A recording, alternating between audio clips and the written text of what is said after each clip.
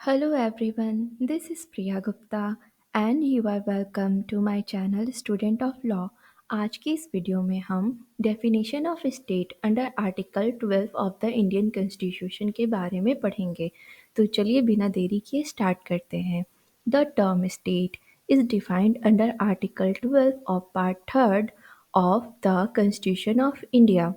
Indian constitution को जब हम देखेंगे तो हम पाएंगे कि वहाँ टोटल 22 पार्ट्स हैं, 12 शेड्यूल्स हैं एंड 395 आर्टिकल्स हैं। उन 22 पार्ट्स में से एक पार्ट है पार्ट थर्ड, जिसके आर्टिकल 12 में द स्टेट टर्म को डिफाइन किया गया है, जो कि स्टेट को इस प्रकार डिफाइन करता है।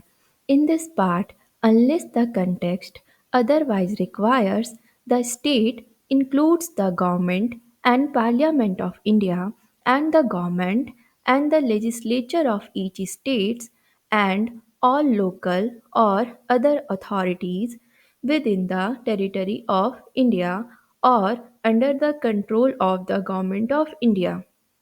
इससे हमारा क्या मतलब है, हम एक एक करके इन टर्म्स और एक्सप्रेशन को समझेंगे। When we analyze the article, we find that the article starts with in this part, which means that the definition in Article 12 is only for the purpose of application of the provisions contained in Part 3rd। Part third में जो भी provisions हैं उनसे related provisions के लिए ही article 12 में जो state की डेफिनेशन दी गई है वो अप्लीकेबल होगा। जैसे कि हम जब कॉन्स्टिट्यूशन पढ़ेंगे तो जब हम आर्टिकल 36 को देखेंगे तो हम पाएंगे कि वहाँ पे भी ये लिखा हुआ है कि आर्टिकल 36 में भी, जो कि पार्ट 4 में पड़ता है, स्टेट का डेफिनेशन सेम वही डेफिनेशन होगा जो आर्टिकल 12 में दिया गया है। तो जहाँ कहीं भी एक्सप्रेसली मेंशन होगा वहाँ पे स्टेट के डेफिनेशन को सेम इट इज़ लिया जाएगा, जैसे कि आर्टिकल 12 में लिया गया है। और जहाँ एक्सप्रेसली मेंशन नहीं है वहाँ हम कह सकते हैं कि स्टेट का डेफिनेशन नहीं लिया जाएगा, जैसा कि आर्टिकल 12 में दिया गया है। आर्टिकल 12 में जो स्टेट का डेफिनेशन है वो सिर्फ और सिर्फ एक्सप्रेसली पार्ट थर्ड और 4 ऑफ द इंडियन कॉन्स्टिट्यूशन के लिए ही अप्लीकेबल होगा। अगर अगर कोई पर्सन और ग्रुप ऑफ पर्सन स्टेट के डेफिनेशन में नहीं आता है तो उसके खिलाफ जो पिटीशन होगा वो आर्टिकल 226 के अंतर्गत लाई करेगा, in case of violation of legal rights और in case of violation of constitutional right. फिर ये आर्टिकल फर्दर एक्सप्रेस करता है अंदर unless the context otherwise requires. इसका मतलब है the context of a provision in part third may exclude the meaning given by Article 12 to the word state।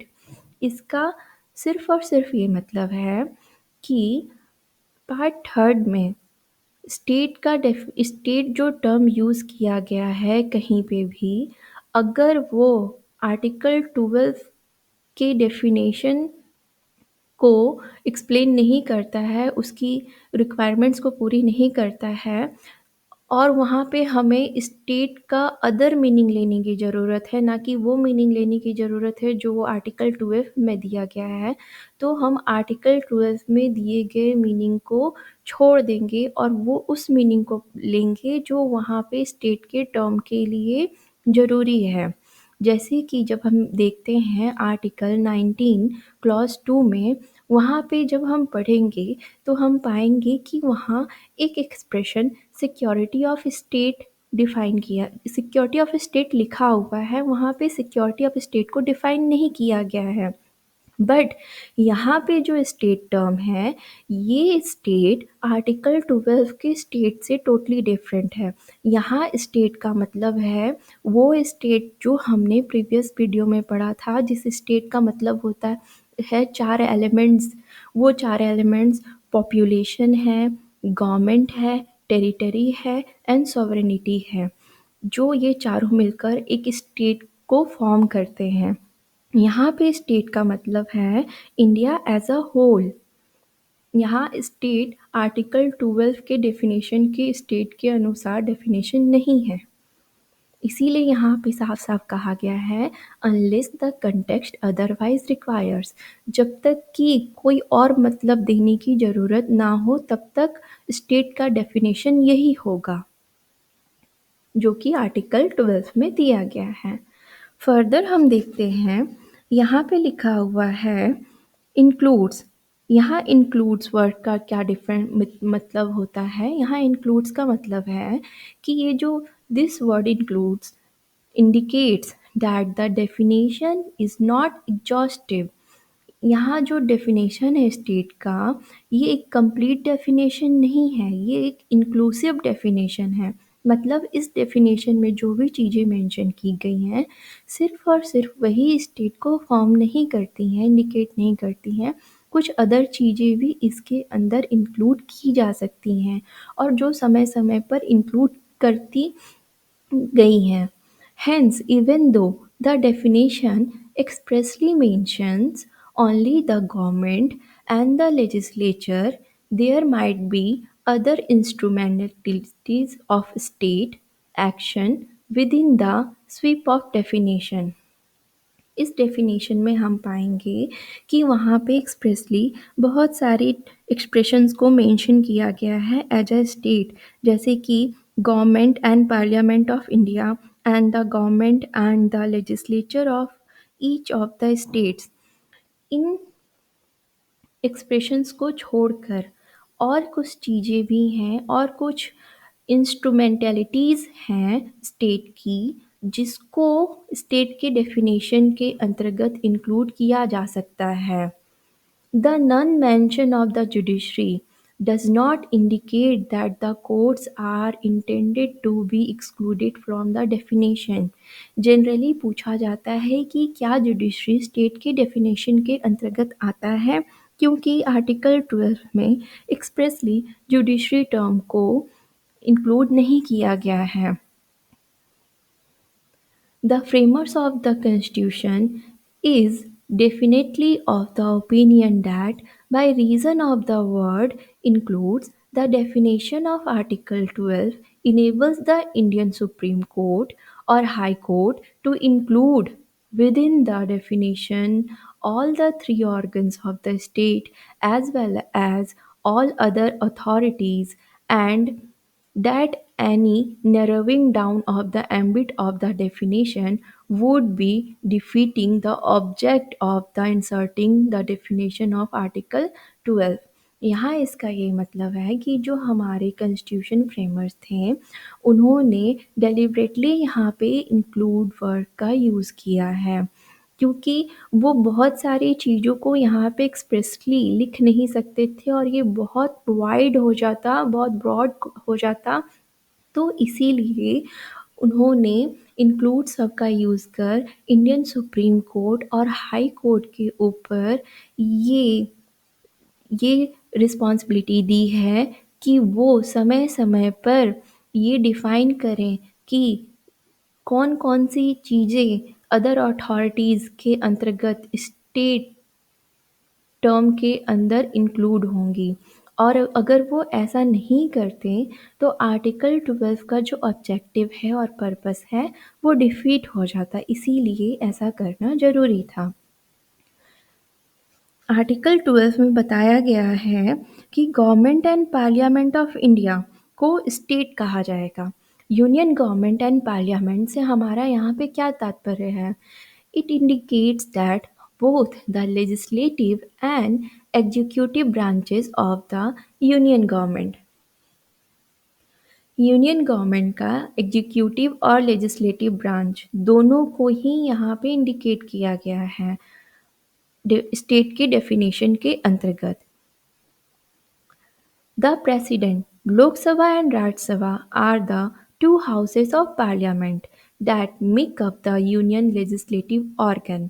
Union legislative organ में जब हम article 72 of the Indian constitution देखेंगे, तब हम पाएंगे कि यूनियन के लेजिस्लेटिव ऑर्गन में लोकसभा, राज्यसभा और प्रेसिडेंट ये तीनों आते हैं। ये तीनों पार्लियामेंट फॉर्म करते हैं।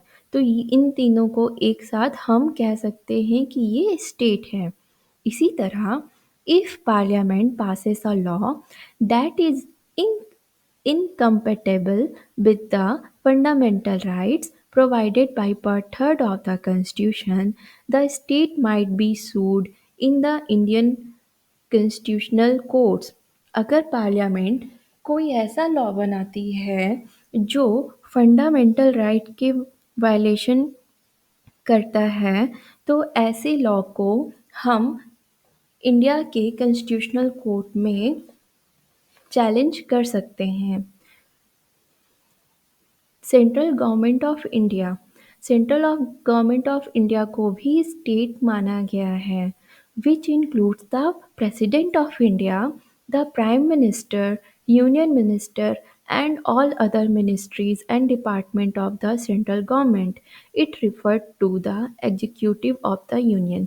यूनियन के जनरली दो विंग्स होते हैं, दो पार्ट होते हैं, एक लेजिस्लेटिव विंग्स, एक एग्जीक्यूटिव विंग। जो हमारा जो हमारा काउंसिल ऑफ मिनिस्टर है, हेडेड बाय प्राइम मिनिस्टर, वो हमारा एग्जीक्यूटिव विंग है। और एक तरह से हम कह सकते हैं कि council of minister headed by prime minister plus president हमारा एग्जीक्यूटिव विंग है। और इसको यहाँ पे एक्सप्रेसली स्टेट के डेफिनेशन में इंक्लूड किया गया है। If the central government takes any action that violates fundamental rights, the government can be sued. अगर जो ये एग्जीक्यूटिव गवर्नमेंट है, चाहे लेजिस्लेटिव गवर्नमेंट है, ये कोई ऐसा लॉ बनाती है, कोई ऐसा एक्शन लेती है जो फंडामेंटल राइट का वायलेशन करता है, तो उनके खिलाफ एक्शन लिया जा सकता है। If the president's ordinance is incompatible with the fundamental rights, it can be challenged against a state under the concept of state। अगर प्रेसिडेंट का भी कोई ऑर्डिनेंस है, अगर वो ऑर्डिनेंस भी फंडामेंटल राइट को वायलेट करता है किसी भी तरह से, तो उनके ऑर्डिनेंस को भी हम चैलेंज कर सकते हैं इंडियन कॉन्स्टिट्यूशन में। फर्दर स्टेट का डेफिनेशन एक्सप्लेन करता है कि state government and legislature of each of the state को भी स्टेट के डेफिनेशन में इंक्लूड किया गया है। It means that both the legislative and executive branches of the state government are covered by the definition of state under Article 12। यहाँ पे भी जो स्टेट गवर्नमेंट का एग्जीक्यूटिव ब्रांच है और लेजिस्लेटिव ब्रांच है, उन दोनों को ही आर्टिकल 12 के स्टेट के डेफिनेशन के अंतर्गत इंक्लूड किया गया है। State legislative assembly and legislative council, जैसे सेंट्रल लेवल पे हमारा लोकसभा और राज्यसभा होता है बाइकैमरलिज्म, उसी तरह स्टेट लेवल पे हमारा state legislative assembly and legislative council होता है। If the Legislative Assembly passes a law that violates our fundamental rights as protected by Part 3 of the Constitution, the state can be sued in the High Court or the Supreme Court of India। अगर ये हमारा जो legislative council है, legislative assembly है, ये कोई law ऐसे पास करता है जो हमारे फंडामेंटल राइट को वायलेट करता है, तो यहाँ पे उस लेजिस्लेटिव असेंबली को एज अ स्टेट मानकर हम हाई कोर्ट या सुप्रीम कोर्ट में उसे स्यू कर सकते हैं।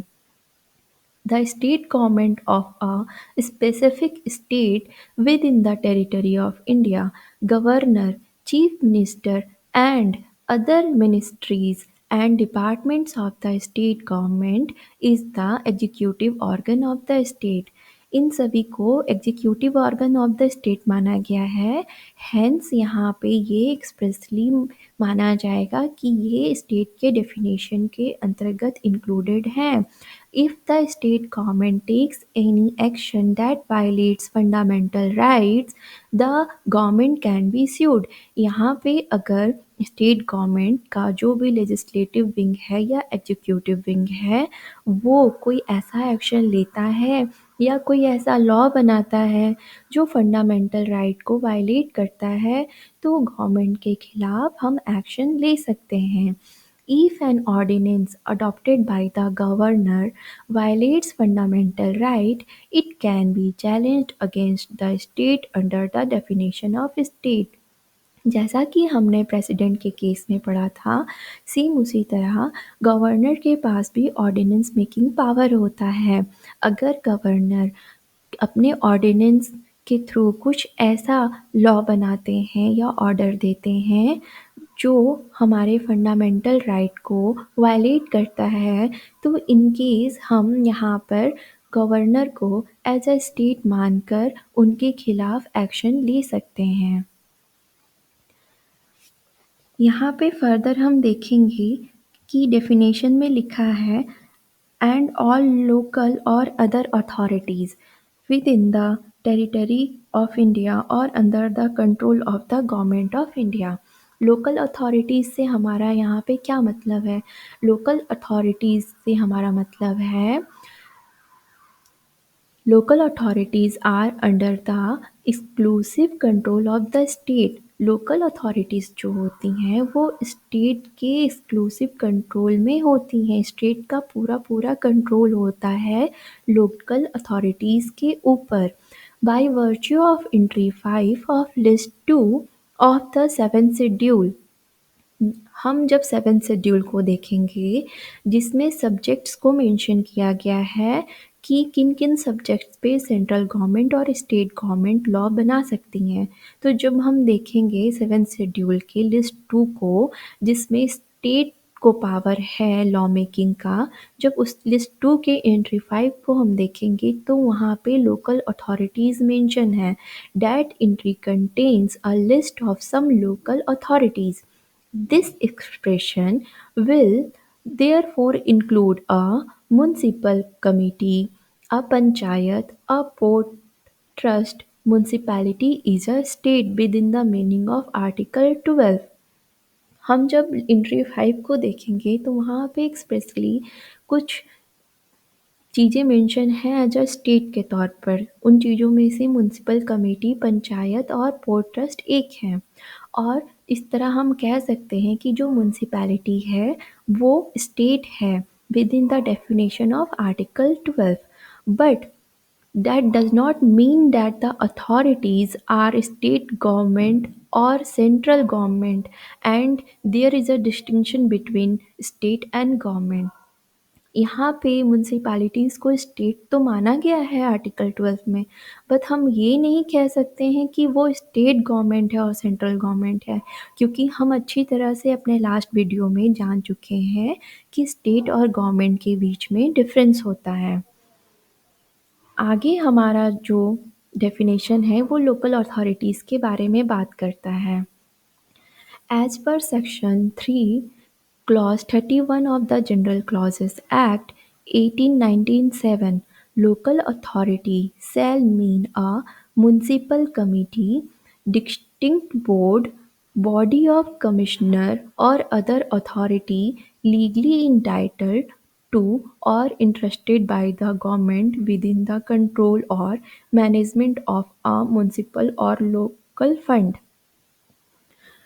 जब हम जनरल क्लॉजेज एक्ट 1897 के सेक्शन 3 क्लॉज 31 को देखेंगे तब हम पाएंगे कि वहाँ पे लोकल अथॉरिटी एक्सप्रेशन को डिफ़ाइन किया गया है और उस एक्सप्रेशन के अंतर्गत municipal committee, district board, board of commissioner और अदर अथॉरिटी जो कि लीगली इंटाइटल्ड है गवर्नमेंट के द्वारा, इंटरेस्टेड है गवर्नमेंट के द्वारा, कंट्रोल की जाती है गवर्नमेंट के द्वारा, मैनेज की जाती है, उसको हम लोकल अथॉरिटी कहेंगे। आगे हमारा डेफिनेशन अदर अथॉरिटीज़ के बारे में बात करता है। अदर अथॉरिटीज़ से हमारा क्या तात्पर्य है? The term "other authorities" in Article 12 has nowhere been defined. Article 12 में अदर अथॉरिटीज़ को कहीं पे भी डिफाइन नहीं किया गया है, ना कहीं और कॉन्स्टिट्यूशन में अदर अथॉरिटीज़ को डिफाइन किया गया है। In the constitution nor in general clauses act 1897, ना ही कॉन्स्टिट्यूशन में, ना ही जनरल क्लॉजेस एक्ट 1897 में, ना ही इंडिया के और किसी इंस्टीट्यूट में अदर अथॉरिटीज़ को डिफाइन नहीं किया गया है। Therefore, its interpretation has caused a good deal of difficulty. इसीलिए अदर अथॉरिटीज़ का हम क्या मतलब निकालें, ये बहुत बड़ा डिफ़िकल्टी पैदा करता है। Judicial opinion has undergone changes over time, और अदर अथॉरिटीज़ को डिफ़ाइन करने का पूरा ज़िम्मेवारी जो है जुडिशरी के ऊपर डाला गया है, और समय-समय पे जुडिशरी डिफ़ाइन करती है कि कौन-कौन सी एंटिटीज़ जो हैं अदर अथॉरिटीज़ के अंतर्गत आएँगी। हमारा जो डेफिनेशन है वो टेरिटरी ऑफ इंडिया के बारे में भी बात करता है। टेरिटरी ऑफ इंडिया से हमारा यहाँ पे क्या तात्पर्य है, यहाँ से हम जानेंगे कि the definition of India's territory can be deduced from Article 1 Clause 3 of the Indian Constitution, which stipulates that India's territory will consist of the following. जब हम article 1 clause 3 of the Indian constitution को देखेंगे तो हम पाएंगे वहाँ Indian territory को define किया गया है। इंडियन टेरिटरी के अंतर्गत टेरिटरीज ऑफ स्टेट को माना गया है, यूनियन टेरिटरीज को माना गया है जो कि फर्स्ट शेड्यूल में मेंशन्ड है, और उन टेरिटरीज़ को माना गया है जो इंडियन द्वारा एक्वायर्ड किया जा सकता है। Control of the government of India से हमारा यहाँ डेफिनेशन में क्या तात्पर्य है, इसका मतलब है under article 12 the control of the government does not necessary mean that the body must be under the absolute direction of the government. Under article 12 में जो कंट्रोल ऑफ द गवर्नमेंट का ये मतलब नहीं है कि वो जो बॉडी है वो पूरी तरह से ही गवर्नमेंट के एब्सोल्यूट कंट्रोल में या गवर्नमेंट के एब्सोल्यूट डायरेक्शन के अंतर्गत होनी चाहिए। It merely means that the government must have some form of control over the functioning of the body. इसका ये मतलब है कि गवर्नमेंट का थोड़ा बहुत भी कंट्रोल होना चाहिए उस बॉडी के फंक्शनिंग के ऊपर। Just because a body is a statutory body does not mean that it is a state. सिर्फ इसलिए नहीं कि कोई बॉडी स्टैट्यूटरी बॉडी है उसको स्टेट माना जाएगा। Both statutory as well as non statutory body can be considered as a state if they get financial resources from the government. Statutory body के साथ साथ नॉन स्टैट्यूटरी बॉडी को भी state के डेफिनेशन के अंतर्गत इंक्लूड किया जाएगा अगर वो बॉडीज़ जो हैं किसी भी तरह से फिनेंशियल मदद स्टेट के थ्रू एक्सेप्ट करती हैं, या the government exercises a deep pervasive control over it, या गवर्नमेंट का किसी भी तरह से उस बॉडी के ऊपर कंट्रोल है तो उस बॉडी को स्टेट के डेफिनेशन के अंतर्गत माना जाएगा। कुछ स्टैट्यूटरी और नॉन स्टैट्यूटरी अथॉरिटीज़ के एग्जांपल्स हैं। नेशनल ह्यूमन राइट्स कमीशन, ये एक स्टैट्यूटरी बॉडी है। National commission for women, national law commission, national green tribunal, national consumer disputes redressal commission, armed forces tribunal. Non statutory authorities के examples हैं central bureau of investigation, central vigilance commission, Lokpal and Lokayukta. State includes Delhi Transport Corporation (ONGC) and electricity boards, but does not include NCERT, as neither is it substantially financed by the government nor is the government's control pervasive. State के अंदर Delhi transport corporation ONGC और electricity board को तो माना गया है, but NCERT को state नहीं माना गया है, क्योंकि गवर्नमेंट जो है इसको फिनेंस नहीं करती है और ना ही गवर्नमेंट का पूरा कंट्रोल इसके ऊपर है। हमारा इनसे क्या कंक्लूज़न निकलता है, हमारा इससे कंक्लूज़न ये निकलता है कि Indian constitution not only grants citizens fundamental right but also makes it the state responsibility to ensure that such rights are protected. एक तरफ इंडियन कॉन्स्टिट्यूशन अपने सिटीजन्स को फंडामेंटल राइट्स गारंटी तो करता ही है, साथ ही साथ वो ये भी रिस्पॉन्सिबिलिटी स्टेट को देता है कि वो सिटीजन्स के राइट को रिस्पेक्ट करें। Through its interpretations, the court has expanded the definition of state. समय-समय पे स्टेट की डेफिनेशन को हमारे इंडियन कोर्ट्स, हाई कोर्ट्स और सुप्रीम कोर्ट्स के द्वारा एक्सपेंड किया गया है और a number of statutory and non-statutory organization को स्टेट के डेफिनेशन के अंतर्गत इंक्लूड किया गया है। The term state has been defined in a broad sense to include all of its agencies. State को यहाँ पे इतनी ब्रॉड सेंस में डिफाइन किया गया है कि वो इसकी हर एजेंसीज को इंक्लूड करता है। These agencies action can be challenged और इन जो एजेंसीज को ये इंक्लूड करता है, इनके एक्शंस जो फंडामेंटल राइट को वायलेट करते हैं उनको चैलेंज किया जा सकता है इंडियन कोर्ट्स में। According to the Supreme Court, a private body or an agency acting as an instrument of the state is included in the definition of Article 12 of the Indian Constitution. Supreme court के अनुसार एक private body और agency जो कि state के instrument के रूप में काम करती है, वो article 12 of the Indian constitution के अंतर्गत स्टेट है। Part third of our Constitution of India consists of a long list of fundamental rights. हमारे पार्ट थर्ड में लॉन्ग लिस्ट है फंडामेंटल राइट्स का। पार्ट थर्ड में आर्टिकल 12 से लेकर 35 तक प्रोविजंस दिए गए हैं। The purpose behind having our fundamental rights rests in the need for having a democratic society which is a nation ruled by law and not by tyranny. हमें ये fundamental right प्रदान किए गए हैं हमारे बेसिक और फंडामेंटल डेवलपमेंट के लिए। ये बेसिक और फंडामेंटल डेवलपमेंट किसी भी डेमोक्रेटिक सोसाइटी के लिए बहुत ही आवश्यक होते हैं। जब तक किसी राइट को प्रोटेक्शन प्राप्त नहीं है, उस राइट के लिए इन्फोर्सबिलिटी प्राप्त नहीं है, तब तक उस राइट का कोई मतलब नहीं है। इसीलिए हमारे कॉन्स्टिट्यूशन मेकर ने हमारे राइट्स को प्रोटेक्ट किया है और उनके इन्फोर्सबिलिटी का भी प्रोविज़न इसी कॉन्स्टिट्यूशन में ही फंडामेंटल राइट के थ्रू दिया है, जिसका पर्पस है कि जो हमारी कंट्री है, जो एक डेमोक्रेटिक सोसाइटी है, वो रूल ऑफ लॉ से गवर्न हो, ना कि टायरेनी से गवर्न हो।